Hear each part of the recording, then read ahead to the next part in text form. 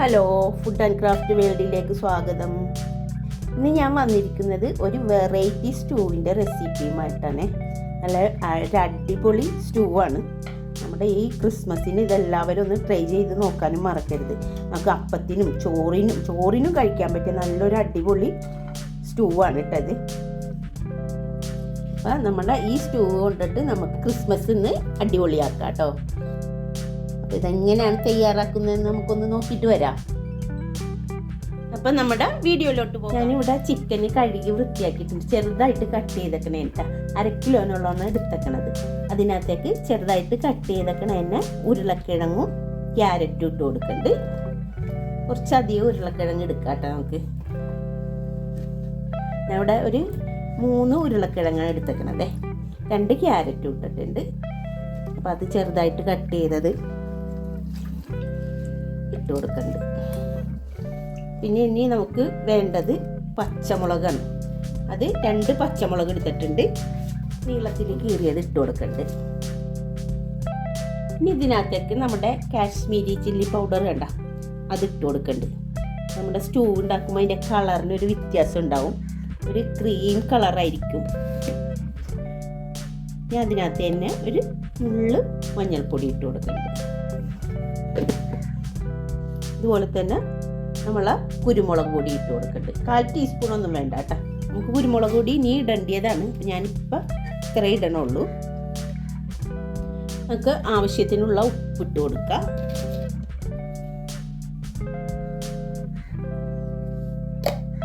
ഇനി കുറച്ച് വെള്ളം ഒഴിച്ച് കൊടുക്കാം കേട്ടോ. വെള്ളം ഒഴിച്ചിട്ട് ഈ വെള്ളത്തിൽ കിടന്ന് നമുക്ക് നമ്മുടെ ചിക്കനും ക്യാരറ്റും ഉരുളക്കിഴങ്ങും ഒന്ന് വെന്ത് വരട്ടെ.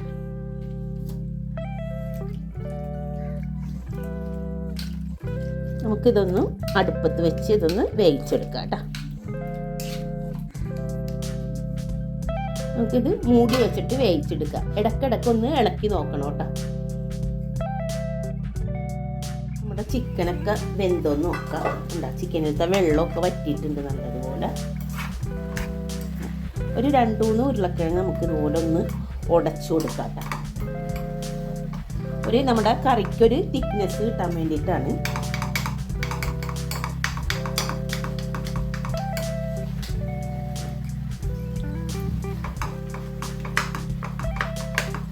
എല്ലാതും ഉടക്കണ്ട, ഒരു 2-3 എണ്ണം മാത്രം നമുക്കിങ്ങനെ ഉടച്ചു കൊടുത്താൽ മതി.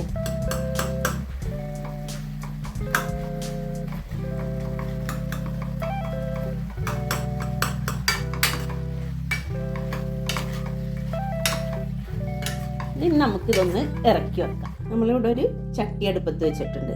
ഞാനിവിടെ ചട്ടി ഒന്ന് ചൂടാകുമ്പോഴേക്കും ഞാനിവിടെ ഇതണ്ട കുറച്ച് തേങ്ങ എടുത്തിട്ടുണ്ട്. വളരെ കുറച്ച് തേങ്ങ മതിയേ.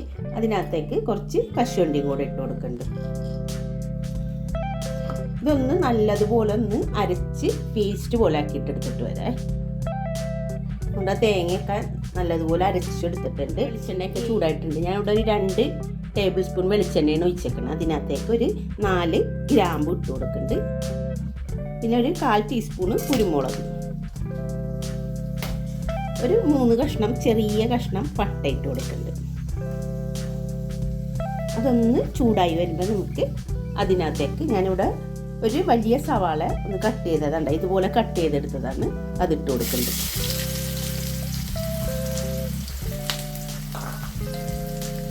ഇതൊന്ന് വഴന്ന് പറ്റേക്കാം. നമുക്ക് വേണമെന്നുണ്ടെങ്കിൽ ഉപ്പിട്ടിട്ട് വഴറ്റിയെടുക്കാം കേട്ടോ.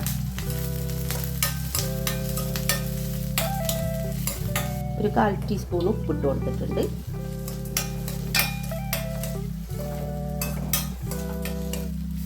നല്ലതുപോലെ ഒന്ന് വഴന്ന് പറ്റും. നമുക്ക് അതിൻ്റെ ഇടയ്ക്ക് നമുക്ക് ഇവിടെ ഇതിനകത്തേക്ക് ഞാനൊരു 5-6 വെളുത്തുള്ളി എടുത്തിട്ട് അതൊന്ന് നീളത്തിൽ കട്ട് ചെയ്തത് ഇട്ട് കൊടുക്കുന്നുണ്ട്.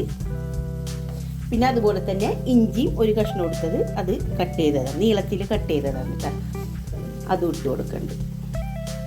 ഇതിനകത്തേക്ക് കുറച്ച് വേപ്പിലയും കൂടെ ഇട്ട് കൊടുക്കുന്നുണ്ട്. നല്ലതുപോലെ ഒന്ന് വഴറ്റിയെടുക്കാം. നമ്മുടെ സവാളയൊക്കെ നല്ലതുപോലെ ഒന്ന് വഴന്ന് വരണം. പച്ചപ്പൊക്കെ ഒന്ന് മാറി വരണേ.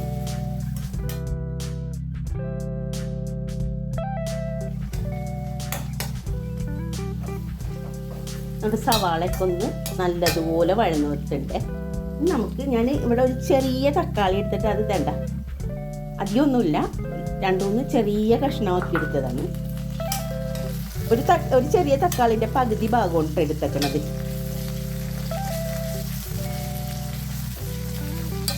ഇതും കൂടെ ഒന്ന് വഴന്നു വരട്ടെ.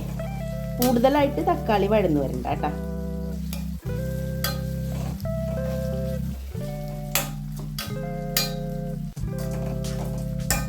അത്രയും വഴന്നാൽ മതി നമ്മുടെ തക്കാളി. ഇനി ഇതിനകത്തേക്ക് ഞാനിവിടെ 1 ടീസ്പൂണ് നമ്മുടെ കുരുമുളക് പൊടിയാണ് ഇട്ട് കൊടുക്കുന്നത്. നമ്മുടെ കുരുമുളക് പൊടിയും ഏലക്കൻ്റെ സ്വാദാണ് ഇതിന് മുന്നിട്ട് നിൽക്കുന്നത്. നമ്മുടെ ഗരം മസാലപ്പൊടിയില്ലേ, നമ്മൾ വീട്ടിലുണ്ടാക്കുന്നതാണ് ഏറ്റവും നല്ലത് കേട്ടോ. അതും ഇട്ട് കൊടുക്കണ്ട 1 ടീസ്പൂണ്. ഒന്ന് വഴന്ന് വെക്കുക, ഒന്നൊന്ന് ചൂട് കയറിയാൽ മതി ഇതിന്. ഇനി നമുക്ക് നമ്മുടെ ചിക്കൻ്റെ വേവിച്ച് വെച്ചേക്കുന്ന ചിക്കനിലോട്ട് ഇത് ഒഴിച്ചു കൊടുക്കുക. നമ്മുടെ ചിക്കൻ വേവിച്ചതിലോട്ട് ഇത് ഇട്ട് കൊടുക്കണം.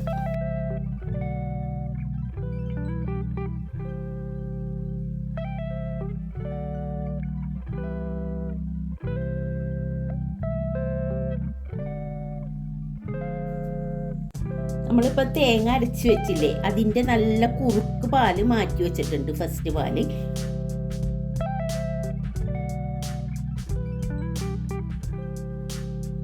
പാലാണ് ഇത് ഒഴിച്ചു കൊടുക്കണം ഇതിനകത്തേക്ക്.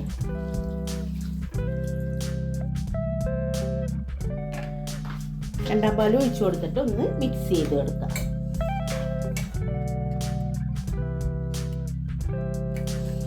നമുക്കിതൊന്ന് അടച്ചു വെച്ചിട്ട് ഒരു 5 മിനിറ്റ് നമുക്കിതൊന്ന് കുക്ക് ചെയ്തെടുക്കാം. പിന്നെ ഒന്ന് തുറന്നു നോക്കാം. തുറക്കുമ്പോൾ തന്നെ നല്ല മണമുണ്ട്. നമുക്ക് ഇതിനകത്തേക്ക് ഞാനൊരു 4 ഏലക്ക എടുത്തിട്ടുണ്ട്, അത് ഇട്ട് കൊടുക്കണ്ട്. നമുക്ക് തീ ഓഫാക്കാം.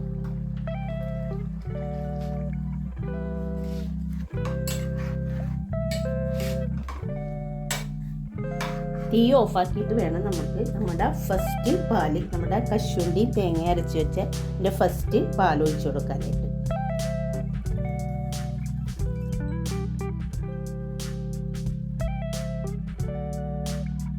പാലും കൂടെ ഒഴിച്ചപ്പോൾ കളറ് കണ്ട ഒരു യെല്ലോ പോലത്തെ ഒരു ക്രീം കളറാണ് കേട്ടോ. അടുത്ത യെല്ലോ അല്ല, പക്ഷേ നിങ്ങൾ കാണണ്ടെന്നറിയല്ല എൻ്റെ കളറ്. ഇനി നമുക്ക് ഇത് ഇറക്കി വെച്ചിട്ട് നമുക്ക് കുറച്ച് കശുവണ്ടി ഒന്ന് താളിച്ചെടുക്കണം. നമ്മളിവിടെ ഒരു ചീനച്ചട്ടി വെച്ചിട്ടുണ്ട്, അതൊന്ന് ചൂടായി വരുമ്പോൾ നമുക്ക് അതിനകത്തേക്ക് ഞാനിവിടെ നെയ്യാണ് RKG ആണ് എടുക്കുന്നത് താളിക്കാനായിട്ട്. നമ്മൾ വെളിച്ചെണ്ണയാണ് എടുക്കണത് എപ്പോഴും, പക്ഷെ ഇതൊരു പ്രത്യേക ടേസ്റ്റുള്ള സ്റ്റൂ ആയതുകൊണ്ട് ഞാനിവിടെ നെയ്യാണ് എടുക്കുന്നത്. നെയ്യ് ചൂടായിട്ടുണ്ട്. ഞാനിവിടെ ഒരു 2 ചെറിയ ഉള്ളി എടുത്തിട്ടുണ്ട്. അത് വട്ടത്തിലരിയണം കേട്ടോ. വട്ടത്തിലരിഞ്ഞാലാണ് അതിൻ്റെ ടേസ്റ്റ് വന്നത്.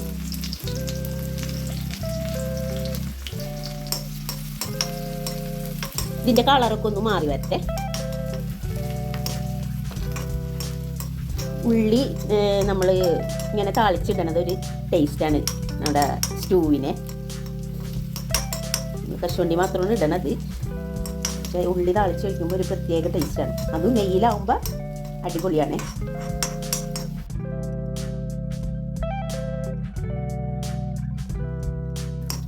ഇനി ഇത് നമുക്ക് നമ്മുടെ സ്റ്റൂവിലോട്ട് ഒഴിച്ചു കൊടുക്കാം കേട്ടോ.